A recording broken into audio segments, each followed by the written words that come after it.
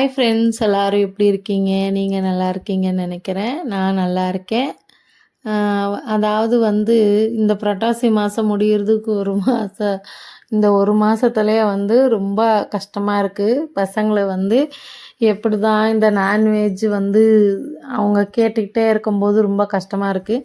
என்னோடய ஹஸ்பண்டுக்கு ஒரு மாதம் முழுசாக முடியணும்னு ஆசை. அவங்க கொடுக்கக்கூடாதம்மான்னுவாங்க. ஆனால் பசங்க கேட்குறாங்க, என்ன செஞ்சு கொடுக்குறது, எது செஞ்சு கொடுக்குறதுன்னு தெரியாமல், சரி பசங்களுக்கு இந்த சனிக்கிழமை சுட்டுதல்ல வடை மாவு இருந்தது. மிச்சமாக அதை ஃப்ரிட்ஜில் எடுத்து வச்சுட்டு வடை செஞ்சு கொடுத்துட்டேன். வடையும் தோசை சாம்பார் கொடுத்துட்டேன் காலையில் டிஃபனுக்கு ஞாயிற்றுக்கிழமை. அப்புறம் மத்தியானத்துக்கு மிளகாய் பஜ்ஜியும் வெஜிடபிள் பிரியாணியும் அப்பளம் பொரிச்சு கொடுத்துட்டேன். பசங்க ஸ்கூலு படிக்கும்போது இந்த மாதிரி எதுவுமே கேட்டது கிடையாது. இப்போல்லாம் காலேஜ் போக ஆரம்பிச்சுட்டு பசங்க எல்லாம் கேன்டீனில் இது வெஜ்ஜு தான் சாப்பிட மாட்டாங்க, நான்வெஜ்ஜு சாப்பிட்றாங்க மம்மி, என்ன பண்ணுறதுன்னு கேட்குறாங்க பிள்ளைங்க. அது என்ன பண்ணுறதுன்னு தெரியாமல் நானும் காலிஃப்ளவரு கபாப் அதெல்லாம் செஞ்சு கொடுத்துருவேன். ஃப்ரெண்ட்ஸ், இது நம்ம செடியோடது பப்பாயா, ரொம்ப ஸ்வீட்டாக இருக்குது. அதே மாதிரி இந்த பால் வைக்கும்போது பாத்திரத்தில் பொங்கி போகாமல் இருக்கிறதுக்கு சப்பாத்தி திருப்பி போடுறதோ இல்லை கரண்டியோ ஸ்பூனோ ஏதோ ஒன்று வச்சுடுங்க. நீங்கள் வெளியே எங்கே போயிட்டு வந்தாலும் பொங்காமல் இருக்கும். அதே மாதிரி டெய்லி எப்போவுமே சமைச்ச உடனே கிச்சன் க்ளீன் பண்ணிட்டோம்னா நமக்கு நீட்டாக சுத்தமாக இருக்கும். அதே மாதிரி எண்ணெய் பிசுப்பு அதெல்லாம் எதனா இருந்துச்சுன்னா, அது கலீஜாக இருந்துச்சுன்னா வீட்டில் நமக்கும் நிம்மதி இருக்காது. வீட்டு ரொம்ப கஷ்டமாக இருக்கும். ஹஸ்பண்ட் மேலே கோச்சிக்கிறது, பிள்ளைங்க மேலே கோச்சிக்கிறது, இந்த மாதிரி எல்லாம் நடக்கும்.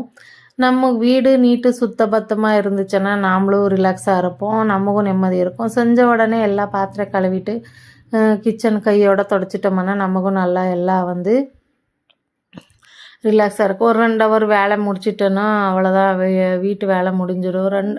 மினிமம் சொல்லிடலாம் வாயில், முடிக்கிறது ரொம்ப கஷ்டம். எல்லா வேலையும் பாத்திரம் கழுவி கிச்சன் க்ளீன் பண்ணி அதாவது தொடச்சி காஞ்ச துணியிலே நல்லா நீட்டாக தொடச்சி எடுத்துடணும். தொடச்சி எடுத்துட்டோம்னா வீட்டில் இந்த அங்கங்கே புள்ளி எதுவும் இல்லாமல் நீட்டாக இருக்கும். நான் டெய்லி அப்படி தான் பண்ணுறேன். நீங்கள்லாம் எப்படி வீடு சுத்தமாக வச்சுருக்கீங்கன்றது சொல்லுங்கள் ஃப்ரெண்ட்ஸ். அதே மாதிரி ஒரே ஒரு விஷயம் என்னென்னா, என் பொண்ணு கொரோனா டைமில் டான்ஸ் ப்ரோக்ராமுக்கு போயிட்டுருந்தான். பரதநாட்டியம் சேர்த்து விட்டுருந்தேன். அவள் சின்ன வயசுலேருந்தா கால் அடிபடுறதுக்கு முன்னாடியிலேருந்து அவள் ஜாயின் பண்ணது. என் பொண்ணு புண்ணியத்தில் நான் தஞ்சாவூர் கோயில், குற்றாலம் எல்லாம் நிறைய கோயில், திருவண்ணாமலை, அப்புறம் மதுரை மீனாட்சி அம்மா, நிறைய கோயிலில் பாப்பா டான்ஸ் ப்ரோக்ராம் அட்டென்ட் பண்ணியிருக்கிறான். பரதநாட்டியம் அட்டென்ட் பண்ணி அவளோட புண்ணியத்தில் நாங்கள் எல்லா கோயிலும் பார்த்துட்டோம். எங்கள் ஃபேமிலி மேடம் கூட்டிகிட்டு போவாங்க. நம்மளோட செலவு தான், ஆனால் அவங்க பஸ்ஸு வச்சு கூட்டிகிட்டு போவாங்க. உங்களுக்கு எல்லாம் யார் பொம்பளை பிள்ளைங்க ஆசைப்படுறாங்களோ நீங்கள் நெக்லெக்ட் பண்ணாமல் சேர்த்து விடுங்க. சேர்த்து விட்டுட்டு எதனா ஒரு டான்ஸ் ப்ரோக்ராம் அட்டென்ட் பண்ணும்போது அவங்க ஆடும்போது நமக்குன்னு அந்த ஒரு மைண்டுக்குள்ளே ஒரு நல்ல ரிலாக்ஸனும் அந்த பார்க்கும்போது ஒரு எனர்ஜியும், அவங்க ஆடி அவங்களுக்கு கை கால் ஒலிக்குதோ இல்லையோ நமக்குன்னா எனர்ஜி வரும். அவங்க ஆடும்போது ஒரே சந்தோஷமாக இருக்கும். எனக்கு அந்த ஒரு ஃபீலிங் வந்தது. எனக்கு அந்த ஃபீலிங் இருந்ததுனால தான் நான் என்னோட அனுபவத்தை நான் சொல்லிகிட்ருக்கேன். பாத்திரங்களை பாருங்கள். என்னோட அனுபவத்தில் நான் என்ன சொல்கிறேன்னா, எனக்கு என் பொண்ணு என் பரதநாட்டியம் ஆடினதுக்கு என்னோட பொண்ணால் நான் நிறைய கோயில் பார்த்துட்டேன். செலவு நம்ம இப்போ தனியாக நம்ம டூர் போனோன்னா ரொம்ப கஷ்டம். நான் என் பொண்ணால் நிறைய கோயில் பார்த்துட்டேன். என்ன சொல்கிறதுனா, அவங்க டூர் விஷயம்ன்றதோட காசுன்ற விஷயமதோட அவங்க ஆடும்போது ஒரு சாமி பாட்டுக்கு அதுக்கும் நம்ம உடம்பு ஃபுல்லாக புல்லரிக்கணுவாங்கள்ல, அது எனக்கு உண்மையே அந்த சாமி பாட்டுக்கு நம்ம பிள்ளைங்க என் பொண்ணு ஆடும்போது எனக்கு அந்த எனர்ஜி கிடச்சிருக்கு. என்னோட அந்த அனுபவம் எனக்கு வந்திருக்கு. ரொம்ப சந்தோஷமாக இருந்துச்சு.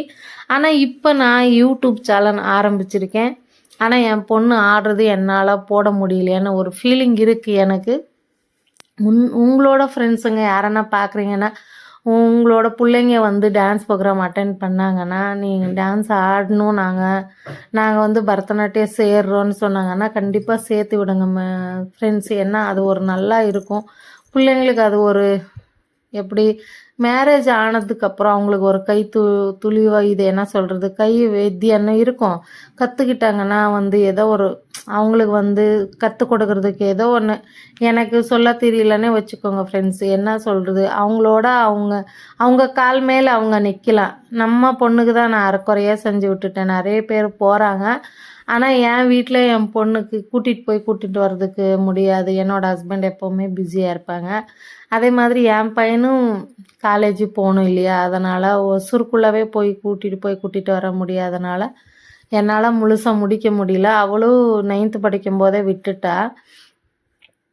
இப்போ என் பொண்ணு போயிட்டு இருந்தானா அது வந்து ரொம்ப நல்லா சந்தோஷமாக இருந்திருக்கும். நான் அதனால தான் இந்த விஷயம் உங்ககிட்ட ஷேர் பண்ணிக்கிறேன். என்ன இவங்க நடந்து முடிஞ்ச கதையெல்லாம் சொல்கிறாங்கன்னு நினைக்காதீங்க. அந்த நம்ம பிள்ளைங்க ஆடும்போது நமக்குன்னு ஒரு சந்தோஷம் கிடைக்கிது இல்லைங்களா, அந்த ஒரு சந்தோஷம் 1,00,00,000 கொடுத்தாலும் கண்டிப்பாக நிஜமாகவே அது கிடைக்காத ஒரு சந்தோஷம்.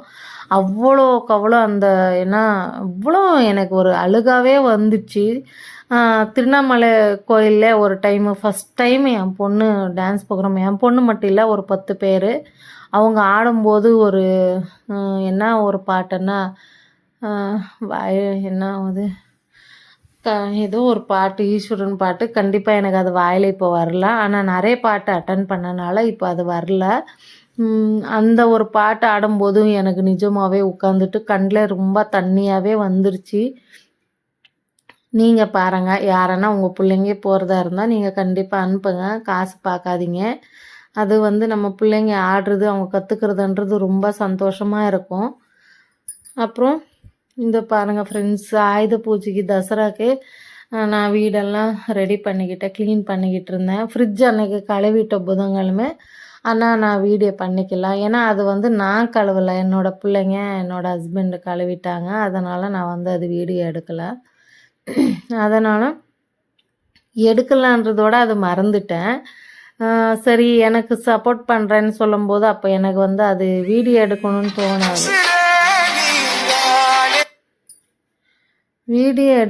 தோணாது.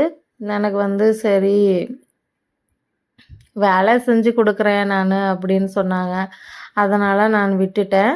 நீங்கள் அங்கே ஒரு ஃபோன் வந்துச்சு ஃப்ரெண்ட், அதனால் வந்து அங்கே பிரேக் ஆகிடுச்சு, எதுவும் நினைக்காதீங்க. அதுவும் நான் வந்து ஏன் சொல்கிறேன்னா, ஏன் வந்து இப்போ சைலண்ட் ஆகிட்டாங்கன்னு நீங்கள் நினைக்கக்கூடாது. அதே மாதிரி வந்து தொடச்சிட்டு என் ஹஸ்பண்டு கேட்டாங்க, என்னம்மா நீ இப்போ தான் வரமலட்சுமி பண்டிகையை இவ்வளோ டீப்பாக க்ளீன் பண்ணோம், உனக்கு வேறு டஸ்ட் அலர்ஜி இருக்குது, நீ எதுக்கு சும்மா எல்லாம் தொடச்சி வைக்கிற இது பண்ணுறேன்னு கேட்டாங்க. சரி வேணாங்க, நம்ம உடம்பு நமக்கு ஸ்ட்ராங்காக இருக்கும், நம்ம வெயிட்டு வேலையும் நீட்டாக இருந்தால் நமக்கு நல்லாயிருக்கும். நம்ம இன்னும் புதுசாக செய்கிற வீடு பரவாயில்லான்ட்டு எல்லா வேலை முடிச்சுட்டு மறுபடி துணிமணி எல்லாம் மடித்து வச்சுட்டு கபாபு, காலிஃப்ளவரு கபாப் புதன்கிழமை வீட்டில் இருந்தாங்க. அதனால் செஞ்சு கொடுத்துட்டேன். சரி என்ன பண்ணுறது, நான்வெஜ் தான் இல்லை பசங்களுக்கு, இந்த மாதிரி ஐட்டமாச்சு செஞ்சு கொடுக்கலான்ட்டு செஞ்சு கொடுத்துட்டேன். சாப்பிட்டாங்க. அப்புறம் அவங்களே அப்பா பிள்ளைங்களும் கழுவிட்டாங்க. சரி எல்லாமே வந்து பண்ணும்போது என்ன ஆகுது, இப்போ தான் கொஞ்சம் புதுசு தானே ஃப்ரெண்ட்ஸ், எல்லாம் மறந்து போயிடுது. நீங்கள் எங்களுக்கு கொஞ்சம் லைக் பண்ணி இது நமக்கு என்கரேஜ் பண்ணிங்கன்னா நாங்களும் இன்னும் நல்லா வீடியோ எடுத்து போடணுன்னு ஆசை வரும். என்ன பிடிச்சவங்க, என்னோடய வீடியோ பார்க்குறவங்க, புதுசாக பார்க்குறவங்க லைக் பண்ணுங்கள், சப்ஸ்கிரைப் பண்ணிக்கோங்க, ஷேர் பண்ணுங்கள், கமெண்ட் பண்ணுங்கள். உங்களுக்கு எந்த மாதிரி போடணுன்றது சொல்லுங்கள் ஃப்ரெண்ட்ஸ். இது வரைக்கும் எனக்கு தமிழ் தெரியாதுன்னு நினைக்காதீங்க. எனக்கு என் ஹஸ்பண்டு சப்போர்ட் பண்ணுவாங்க. நீங்கள் கமெண்ட் பண்ணுங்கள் ஃப்ரெண்ட்ஸ். இது வந்து பயிருங்களை எல்லாம் ஊற வச்சுட்டு நான் வந்து பசங்களுக்கு என்னோடய ஹஸ்பண்டுக்கு நேற்று சாயந்தரம் கொடுத்தது காரமணி, அப்புறம் வந்து பச்சைப்பயிறு, வேர்க்கடலை, சுண்டல் எல்லாமே ஊற வச்சுட்டு வேக வச்சுட்டு அந்த மாதிரி போட்டு பச்சையாக வெங்காயம், பச்சை மிளகாய் எல்லாம் போட்டு கொடுத்துட்டேன். 9 மணி வரைக்கும் பசிக்குதுன்னு சொல்லவே இல்லை ஃப்ரெண்ட்ஸ். அந்த மாதிரி பண்ணி கொடுங்க, நல்லா எனர்ஜியாக இருக்கும். அதே மாதிரி என்ன சொல்கிறது, டிபார்ட்மெண்ட் ஸ்டோருக்கு போயிட்டு வந்துட்டேன். எல்லா சாமானம் வேணும் இல்லையா, ஆயுத பூஜைக்கு எல்லாம் ரெடி பண்ணிக்கணும் எடுத்து வச்சுக்கிட்டு இருந்தேன். எடுத்து வச்சுட்டேன். அதே கோலம் மாவு, கலர் பொடி எல்லாம் எடுத்துகிட்டு வந்துட்டேன். ஒரே நாளில் எடுத்துகிட்டு வந்து வச்சுட்டு டப்பியில் எல்லாம் இன்னும் போட்டு வச்சுக்கல. இப்போதைக்கு இது எடுத்து வச்சுருக்கேன். டப்பியில் வந்து ஃப்ரீ ஆகிட்டு பாப்பா வந்ததுக்கப்புறம் போட்டு வைக்கணும். ஸ்டாஃப் என்ன சொல்கிறது, ஸ்டாஃப் இது வந்து இந்த இது போடும்போது லிக்விடு 2 பாக்கெட்டு, ஒரு பாக்கெட்டு டப்பியில் இருக்கிறது நிறைய போடுவேன்னு சொல்லிட்டு இந்த மாதிரி பேக்கெட்டு 1 1 2 2 எடுத்துகிட்டு வந்தால் பேக்கெட்டு கடையில் நமக்கு சரி அதான் மொத்தமாக வாங்கிடுவோம். ஆனால் இந்த வாட்டி கம்மியாயிடுச்சு. அதே மாதிரி ஒரு பேக்கெட் இது கலர் பொடி 40 ரூபாய். எப்போவுமே கொஞ்சம் கொஞ்சமாக வாங்கினா பத்தாதுன்ட்டு அதிகமாக வாங்குவோம். இன்றைக்கி இப்போ தான் கம்மியாக வாங்கினோம். உங்களுக்கு கலர் பொடி கோலம் தான் நான் போடுறேன்னு சொல்லியிருப்பேன் இல்லைங்களா, அதனால் அதை காமிக்கிறேன். கலர் பொடி கோலம் இப்போ கொஞ்சம் கம்மி ஆயிடுச்சு. ஏன்னா மழை காலம் வேறு அதிகமாக வந்து போகுது. எனக்குன்னே இன்னைக்கு நேரம் சரியில்லை. 2 வாட்டி ஃபோன் வந்துச்சு. ஆனாலும் சரி என்ன பண்ணுறது, பேசி தானே ஆகணும். சரி ஆல்ரெடி வாய்ஸ் ஓவர் கொடுக்கும்போது 2 வாட்டி டிலீட் ஆகிடுச்சு. சரி ஓகே இருந்துட்டு போட்டோன்னு ஃபோன் ரிங் ஆனது விட்டுட்டேன். மளிகை சாமானெல்லாம் எடுத்து வச்சுட்டு அப்புறம் வந்து இந்த மாதிரி டப்பி கழுவி க்ளீன் பண்ணிக்கிட்டு வச்சுக்கிட்டு, எப்போ பார்த்தாலும் கழுவுற தொடச்சிட்டே இருக்கக்கூடாதம்மா, வீட்டில் இருக்கிற லக்ஷ்மி போயிடுன்னுவாங்க. எங்கள் ஹஸ்பண்ட் காமெடி பண்ணுவாங்க. நீ கம்னு இருப்பான் நினைக்கி, நான் எல்லாம் வந்து க்ளீன் பண்ணிக்கிறேன்னு சொல்லிவிட்டு அவங்களும் ஹெல்ப் பண்ணுவாங்க.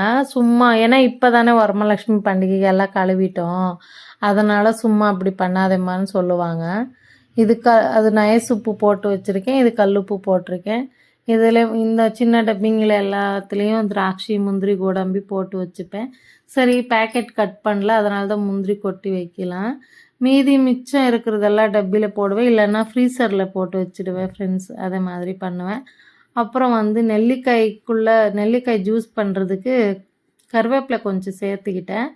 அதே மாதிரி வந்து கொஞ்சம் மஞ்சப்பொடி போட்டுக்கிட்டேன். அப்போ வந்து குடித்தோன்னா அந்த மாதிரி அரைச்சி மிக்ஸ் காலையில் குடிச்சிட்டோன்னா உடம்புல எந்த வலியும் தெரியாது நமக்கு.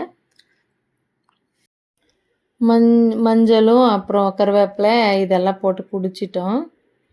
அப்புறம் ஒரு 7:30 மணி 8 மணிக்கு என் ஹஸ்பண்டுக்கு டீ போட்டு கொடுத்துட்டு அவ்வளோதான். டெய்லி எல்லாம் எது குடித்தாலும் டீயும் வேணும். Thank you friends. வீடியோ பாருங்கள், லைக் பண்ணுங்கள், சப்ஸ்கிரைப் பண்ணுங்கள், ஷேர் பண்ணுங்கள். டாட்டா பாய் பாய். நெக்ஸ்ட் வீடியோவில் பார்க்கலாம்.